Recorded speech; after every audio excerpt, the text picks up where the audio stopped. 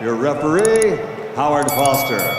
And now, your referee, Howard Foster. For this being my first time here, I want to experience everything.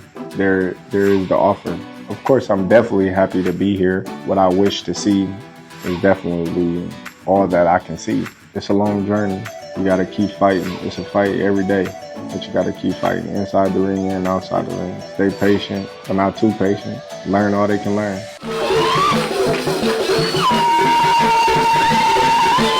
It's a blessing, you know, to travel all around the world, you know, and to be able to do it all, you know, just by fighting, you know, just by your two hands.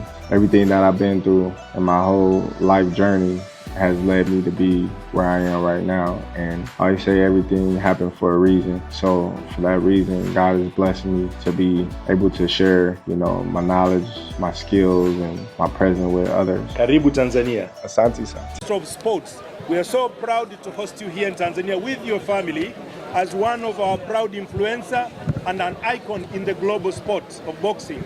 So welcome to Tanzania. What do you have to say about this reception that you have just witnessed after landing in Tanzania for the first time? Oh man, it's an exciting feeling.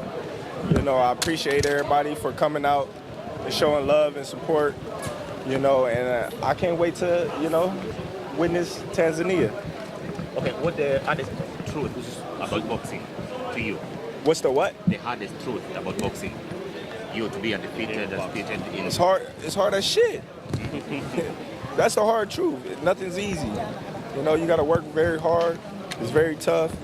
Politics play a big factor in it, you know, and you just gotta go for broke. Okay, only training or discipline? Everything. Everything. It's not just training, it's not just fighting, it's mental, physical, emotional, you know, everything. Terence, what was your first reaction when you first received this invitation? Because Tanzania is mentioned to be one of the best African countries that has the best destination for safari, beautiful beaches and islands, and also we have the highest mountain in Africa, Kilimanjaro. What was your first reaction? Did you accept it immediately? Because I was coming anyway. It was already on my bucket list, and when I found out that I was getting invited, I was so happy and I was honored, and I couldn't wait to come. Terence, being one of the disputed champions, and we saw on your social media you were in Egypt, and you also went to Uganda twice as a champion. 3 times. 3 times? Oh, yes. Yeah, right, sir. So being a champion who has visited African countries, in your opinion, what is your assessment of the boxing development in Africa, and what advice do you have for the government and sports councils that can help them maintain and help in promoting boxing at large? Well, Uganda is more advanced than Rwanda, as far as more boxers, as far as the aspect go. But to talk about Uganda and boxing, there's a lot of great fighters that comes out of Uganda, but they just don't get the opportunity and the chance. You know, I just think that the more that the government put into the sport of boxing, the more that boxing to give back, you know, and the more opportunity that these fighters have.